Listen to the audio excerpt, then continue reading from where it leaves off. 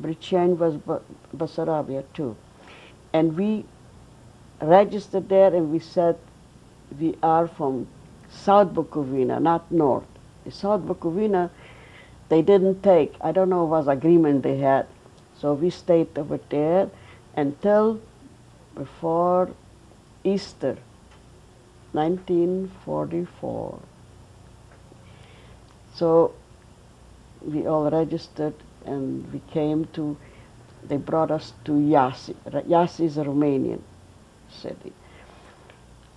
And we stayed there for a while until they told us you can't stay here anymore. It was not, over there was, the war wasn't far from them.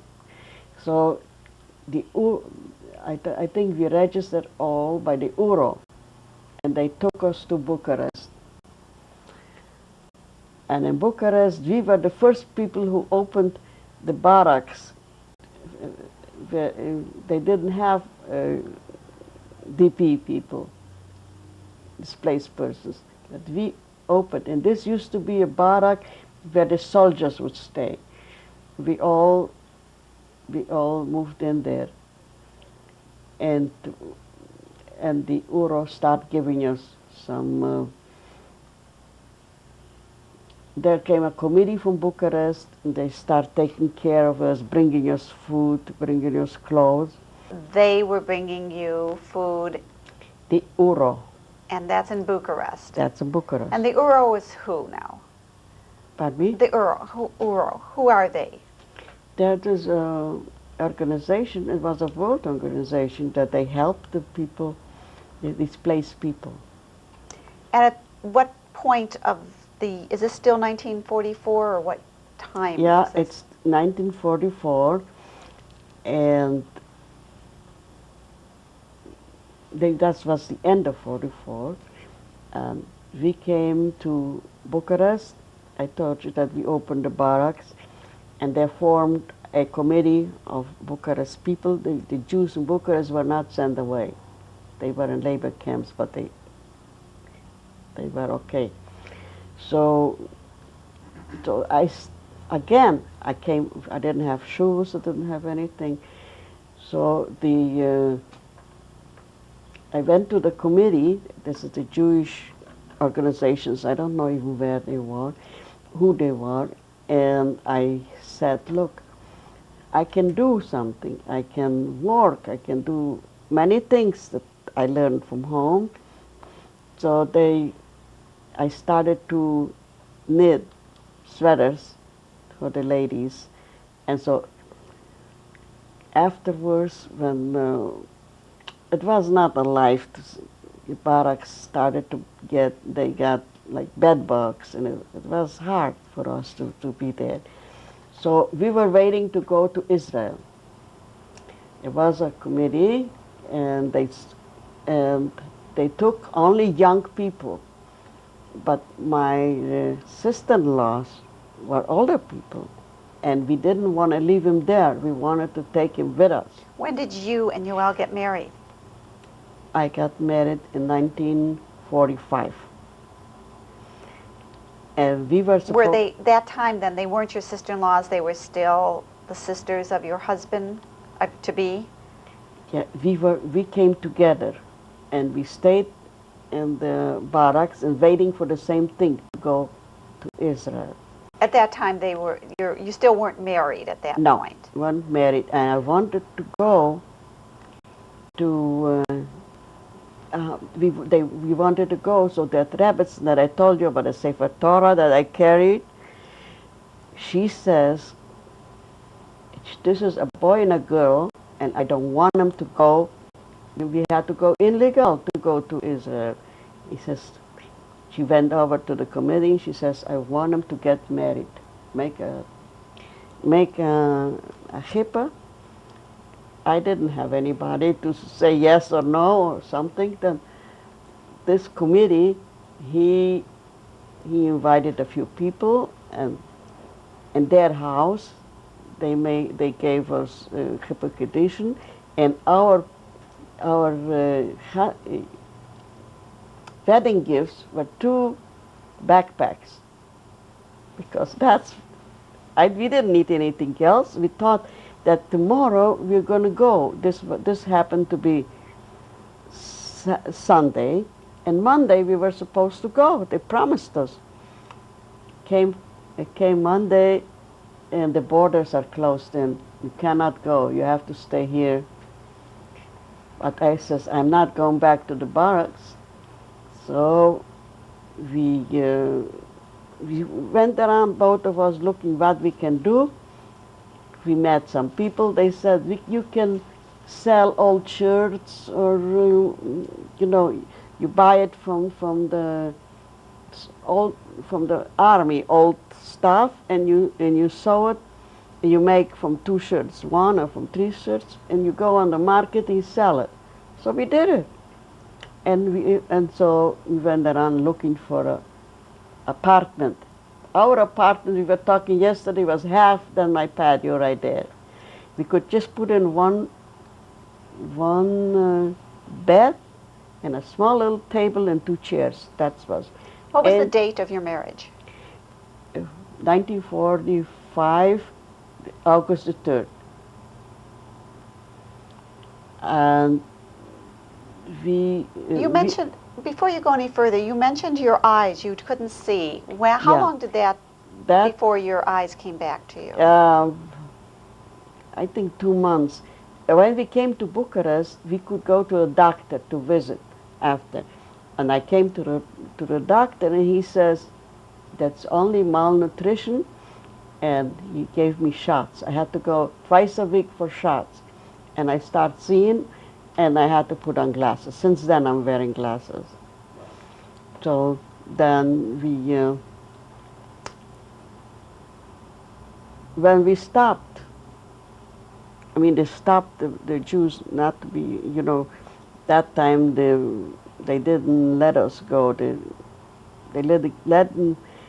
The English didn't want the Jews to come in. To Palestine. To Palestine. And that's when they started Cyprus. And we went, so we got married, and then we didn't want to go without, we had 2 young couples, and we had 2 sisters, 2 older sisters, and we had to take him along.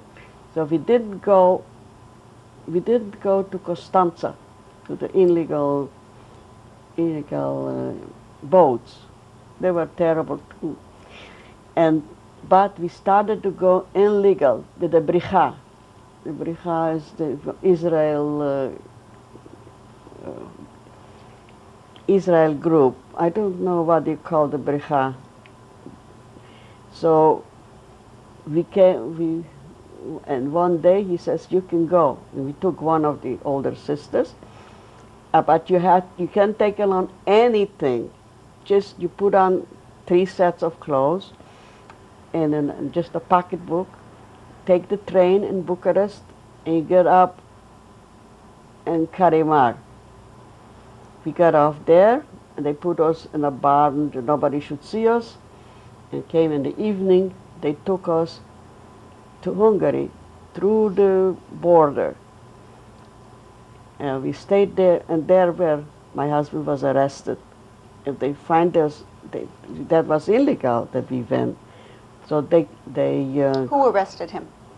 The Hungarian government. They didn't want anybody to come in, especially Jews. So if they would find, they arrested the man. The women were on a wagon, so they didn't know who we are, but the man they arrested. So if they would find gold or money, dollars, they would just shoot you right there. But so they took the man, and my husband had $200 in the cap sewed in. He went in there, he took off the cap, put it on the chair, and dressed on top of the cap. Nobody knows. They didn't find anything. But they still didn't let him go, a few other people. So they came a man and told us, if you give me your watch, and we let your husband out. gave him my watch, and he never went there to see my husband. So from there, we went to Budapest, and the men were in Hungary, staying there by the border. After 2 weeks, they let him go, and we went to Austria, too, by walking. It was so cold, I remember. And they took us in a wagon where we came in Austria. They took us to Vienna in the Alzerbachstrasse. The Uro took us over there, and they had kitchens over there, and everybody getting a little clothes, and we were already fine. We were a month in Vienna, and then we came from Vienna, we went to Steiermark, and that was already summer. Of what year? And 45. How long of a journey would you say this took in months? It took a whole year to go, because then from Steiermark they took us illegal to the border of the Innsbruck, to the Alps. There we were walking over at night on the Alps. It came over on the other side in Italy. They caught us, they took us in trucks, and they put it back where we came from. Which was where? They came from Innsbruck. Yeah, I think from Innsbruck. And and we stayed there locked in. How many people were on this journey with you? We picked up more people in Steiermark. It was probably around 50, 55. Once we came up on top of the Alps, they caught us. And we didn't want to move. They came with tanks to us, and we lay down in front of the tanks. He says, we don't have to go, we don't have a home. We want to go to Israel. So they brought a rabbi from Paris to talk to us. And he said, you do have to go back. We were so upset about that. We didn't like that rabbi. So after we made again the journey, they brought us back, and we went again, and we came in to Italy. I don't remember that small town where we were, but then from there they took us to Milan, and in Milan they put, many people went to Valmadonna, people went to other cities. They put us in other cities. We stayed in Valmadonna. We waited for a boat to come. The ex-soldiers were supposed to come and pick us up. But the English people stayed at the boat, and they didn't let them here. So the ex-soldiers went to France, and they picked up their Jewish people in France. And meanwhile, while we were sitting in Valmadonna waiting, my husband has a brother in Ecuador, and he wrote to him, and he sent us. He said, I'll send you papers, and you can come to Ecuador. So I went away to the highest in Milano, and I told him the story that we can go to Ecuador, but we're waiting for Israel. He says, look, people are right now in Cyprus, and don't you go to Ecuador, and you can help these people as much as you can. Instead of people should help you because they have to support you. So we did go to Ecuador. Did you go straight to Ecuador from Italy? No, we went through New York, but we didn't have a visa, so we had to.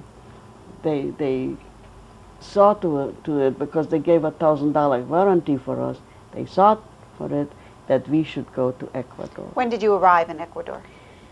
And 1946,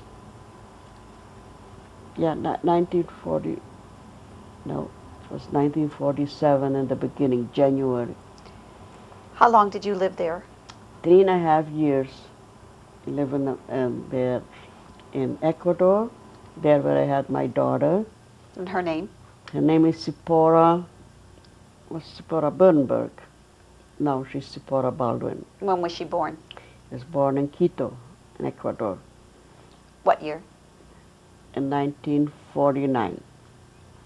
When did you come to the United States? 1951. Because that time they did the Yalta Pact, and they let us, so they made the Bukovina Russian, and the Russian quota was very good, and so we came on a Red Cross passport. And they brought us to the United States. So we stopped first in Miami. My uncle wanted us to stay there, but it was so hot, I couldn't stay. And so we came to New York in August. It was so hot, there was no air conditioning, and I said, how do people go to work here? He says, that's how we do it, that's what we do it.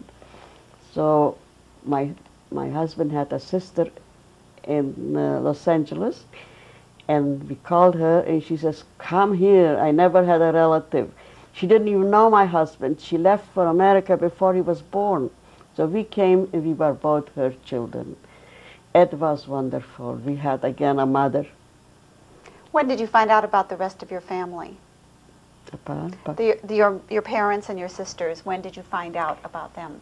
We were going in Basarabia, and I don't remember, I think Chisinau, something. We were all sleeping in a school. It wasn't school, it was summer that time. So one girl came in, I was sleeping, and the others, some of them were up, and she asked, is there any Mina Schulman? And that time somebody who knew me from before says, yeah, she's here. He says, all her family is gone. They all died. And hunger. So that time I wanted to die too. But when you want to die, you can't. It's when you don't want to die, that's when you do.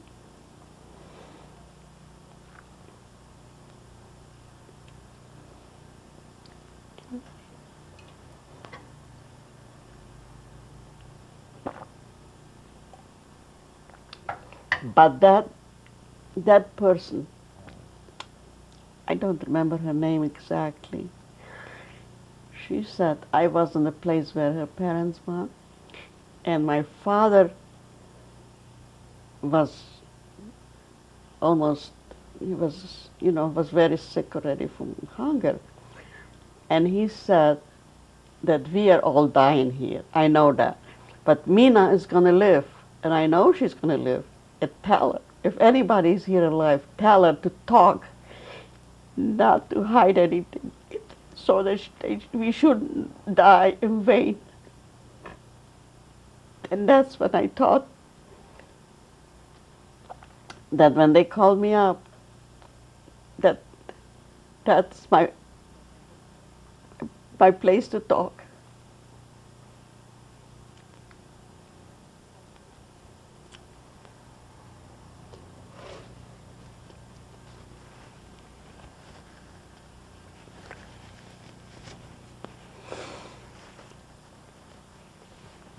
Have your children been named for your parents? Yeah.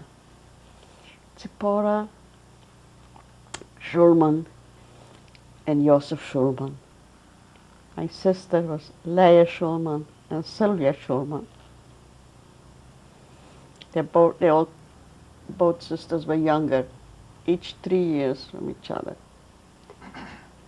You have another child besides Zipporah? Yes.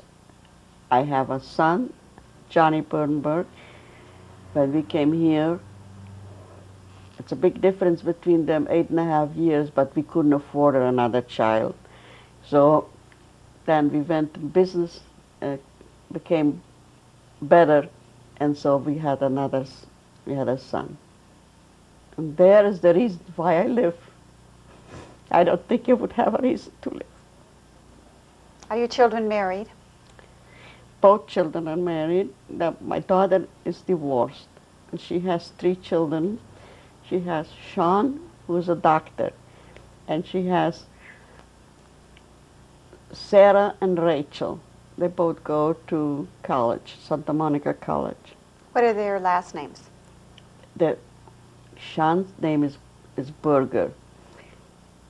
Then she divorced, and is Baldwin. Her second name is Baldwin, and they divorced again too. So your granddaughter's last names are Baldwin. Yeah, they go by the name of Baldwin. What about your son? Is he married? My son is married, and he has 2 beautiful daughters. He's married in 1980. Yeah. And both children are wonderful. What are their names? Paula is the older. She's going to be 15 years old November. Joelle is 13 and a half. Joelle Bernberg. What is your daughter-in-law's name? Pardon me? Your daughter-in-law's name. My daughter, Susan. Sue, she was a rabbinic. No, she is Bernberg. And the girls are going to Milken School. It's a very fine school. They're doing well. My son went to yeshiva. You try to keep, we try. Even some people who went through that don't believe in anything, but we do believe. I think it was a miracle that I'm here and I have a family again. Mina, how has your life progressed through these years as far as what you've done? In Ecuador, we went to business. When we came here, it was very hard. No language and no trade. Nothing. But somehow, we again went in business. We tried very hard. And we made it out okay. We were not rich people, but after we bought a building, we lived in it, and that's how we lived okay. And the children got married. Not the children, only the daughter was married. Then my husband got sick, had a tumor on his brain, and he died. And I remained alone. What year was that? In 1970. Have you remarried? Pardon me? Have you remarried? Yes. In 1973, I remarried my brother-in-law, his sister's husband. She passed away 1 year after my husband. And he had 3 children. I have 2. What was his name? Their name is Bernie Groombaum, is the oldest. And then he has twins. Tova Goldring is the middle one, and the youngest is Molly Cobrin. And each of them has 3 children, and we are very close with them. What was your husband's name? Herman Todres. Herman. Yeah. And then he had a heart attack, and he got sick. And my niece, Tova, took us to her house.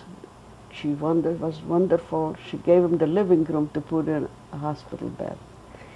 The doctor said he's going to live 4 weeks, but being in her house with all the love and attention, he lived 2.5 years. more. Well, then he died too. He died in 80, 88. Yeah, Did you remarry? I remarried again. And your husband's name today? It's George Glock. Looks like I never gave up. I went. Minna, how do you think your life was most affected by all of your experiences? I really can't. You know, I was thankful that I had my children. But, you know, sometimes I still say, why did I need the whole thing to survive? I should have gone with all of them together. That's it. Then my granddaughter, Joelle, she says, Grandma, you cannot say that. Where would I be? I wouldn't be here. Then I think, well, she's smarter than me. Do you speak about your experiences? Yes, my granddaughter had to make a report, and I gave her my experiences, and she got 100 plus for it. Then Joelle had a bat mitzvah, and she made her speech, and she put in a lot of because she asked me things. And you know, when she was making the speech, the people in the temple were crying. She did it. She did it so well. I have that speech. I think whenever I read it again, I feel like crying again. Did you ever return to your hometown? No, I wouldn't go back there. I went 4 times to Israel. But over there I wouldn't go. Where they throw me out, what should I go? Many people go to see their old town, and I think it's a big mistake. What do they find there? Just pain, aggravation? A friend of mine went back and she saw her candlestick, her mother's candlestick, and she asked him it belongs to her. That lady says, who told you to come back? Why did you come back here? So, do people have to wait till they get thrown out again? I like the United States. I think they did very well with me. I found another country, and this is my country. Even I wanted to go to Israel, but when it didn't work, I help. I always send. I have relatives there. I always don't